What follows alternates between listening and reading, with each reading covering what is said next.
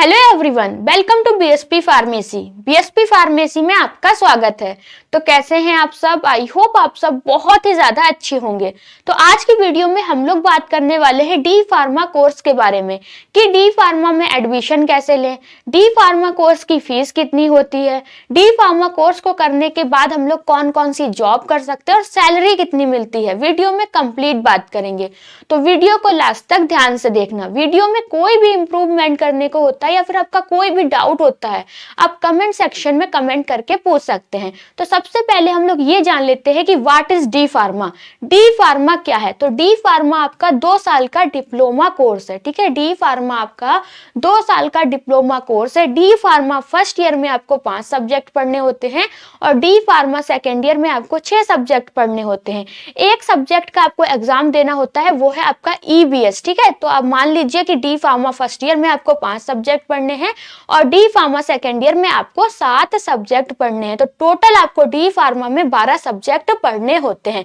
तो सबसे पहले में क्या बताया गया आपका, व्हाट इज डी फार्मेसी। जी आपकी डी फार्मेसी क्या है? ठीक है, डी फार्मेसी क्या है? तो डी फार्मेसी आपका 2 साल का डिप्लोमा कोर्स है। क्या है? डी फार्मा आपका 2 साल का डिप्लोमा कोर्स है। डी फार्मा फर्स्ट ईयर में आपको 5 सब्जेक्ट पढ़ने होते हैं and D pharma second year में आपको 7 सब्जेक्ट पढ़ने होते हैं। टोटल जो आपको पढ़ना होता है डी फार्मा में आपको 12 सब्जेक्ट पढ़ने होते हैं। उसके बाद हम लोग बात करेंगे डी फार्मा कोर्स को करने के लिए एलिजिबिलिटी क्या होनी चाहिए, क्वालिफिकेशन की बात करेंगे कि डी फार्मा कोर्स कौन कौन कर सकता है। अगर आपका 10th और 12th कंप्लीट हो गया है साइंस स्ट्रीम से, ठीक है, अगर आपके पास 12th में फिजिक्स केमिस्ट्री मैथ है या फिर फिजिक्स केमिस्ट्री बायो है, तब आप डी फार्मा कोर्स को कर सकते हैं। तो डी फार्मा कोर्स को करने के लिए क्या क्वालिफिकेशन होना चाहिए? आपका 10th और 12th होना चाहिए, वो भी साइंस स्ट्रीम से होना चाहिए। 12th में आपके पास फिजिक्स केमिस्ट्री बायो है या फिर फिजिक्स केमिस्ट्री मैथ है, तब आप डी फार्मा कोर्स को कर सकते हैं। डी फार्मा कोर्स को करने के लिए मिनिमम एज कितनी होनी चाहिए? तो मिनिमम एज आपकी 17 ईयर्स होनी चाहिए और मैक्सिमम एज की बात करेंगे 40 ईयर होनी चाहिए। ठीक है, कितनी होनी चाहिए? 40 ईयर होनी चाहिए। फिर आता है एडमिशन प्रोसेस क्या होती है। तो अगर आप डी फार्मा कोर्स को करना चाहते हैं तो उसके लिए आपको क्या करना पड़ेगा? एंट्रेंस एग्जाम देना होगा। अभी आपके एंट्रेंस एग्जाम के फॉर्म भरे जा रहे हैं, जैसे कि 15 जनवरी से एंट्रेंस एग्जाम का फॉर्म भरा जाना स्टार्ट हो चुका है और आप 30 अप्रैल तक क्या कर सकते हैं? फॉर्म को भर सकते हैं और आपका 15 मई से लेके 22 मई के बीच में क्या हो जाएगा? आपका एग्जाम हो जाएगा। तो एडमिशन प्रोसेस की बात करेंगे, आपको डी फार्मा में अगर एडमिशन लेना है तो उसके लिए आपको क्या करना पड़ेगा? एंट्रेंस एग्जाम देना पड़ेगा। अगर आपके एग्जाम में अच्छे मार्क्स आते हैं तो आपको गवर्नमेंट कॉलेज मिल सकता है या फिर प्राइवेट कॉलेज मिल सकता है। गवर्नमेंट कॉलेज मिलेगा या फिर प्राइवेट कॉलेज मिलेगा, ये आपके मार्क्स और रैंक पे डिपेंड करता है। ठीक है, अगर आप अच्छे नंबर लाए हैं तो आपको गवर्नमेंट कॉलेज मिल जाएगा, वहीं पर आपके जो नंबर है थोड़े बहुत कम है तो उसमें आपको क्या मिलेगा? प्राइवेट कॉलेज मिलेगा। प्रोसेस की बात समझ ली कि डी फार्मा एडमिशन की क्या प्रोसेस होती है। तो 3 चीज हम लोग क्या कर चुके हैं, समझ चुके हैं कि डी फार्मा कोर्स क्या है, डी फार्मा कोर्स को करने के लिए एलिजिबिलिटी क्या होनी चाहिए होती है और साथ ही साथ एडमिशन प्रोसेस क्या होती है। फिर है हमारा required documents. D pharma course जैसे कि हम करना चाहते हैं, एंट्रेंस एग्जाम का फॉर्म भरेंगे तो उसमें हमारे कौन कौन से डॉक्यूमेंट्स जरूरी होते हैं। तो पहला है 10th और 12th की मार्कशीट। कौन सी? 10th और 12th की मार्कशीट। जैसे कि आप जब एंट्रेंस एग्जाम का फॉर्म भरेंगे तो जो भी वहां पर हम डिटेल फिल करवा रहे हैं वो किसके अकॉर्डिंग हमें फिल करवाना है?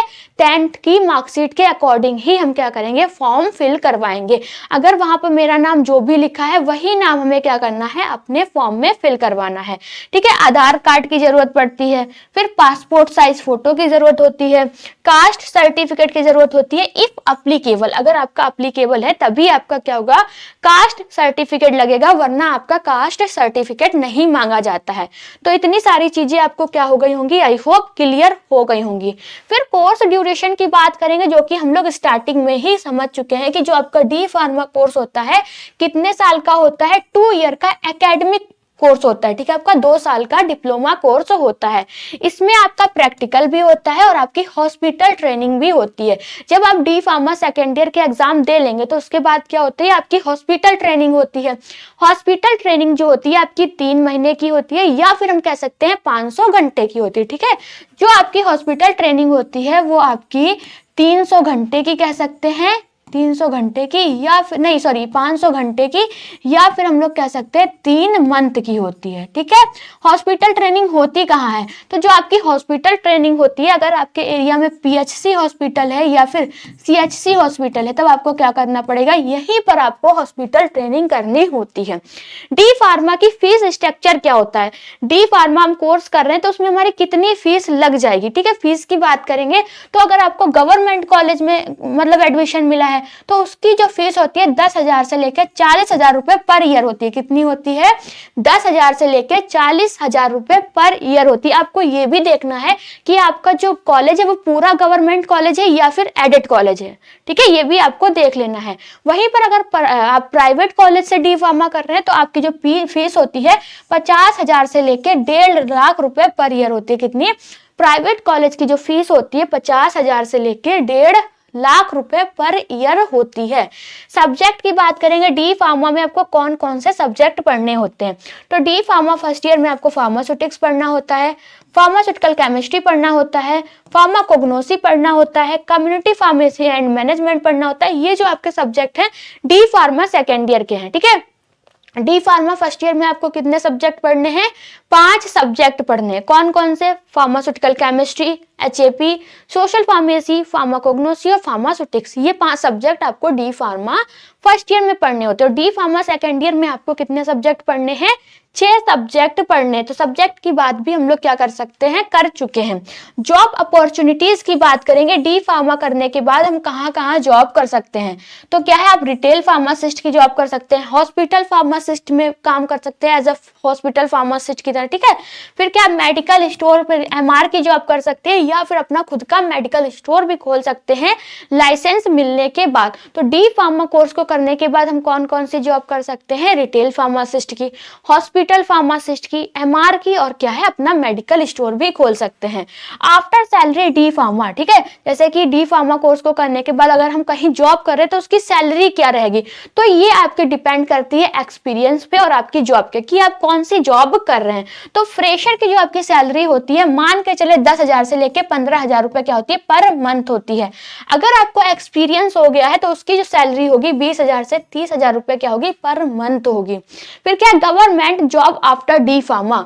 डी फार्मा कोर्स को करने के बाद हम कौन कौन सी गवर्नमेंट जॉब कर सकते हैं?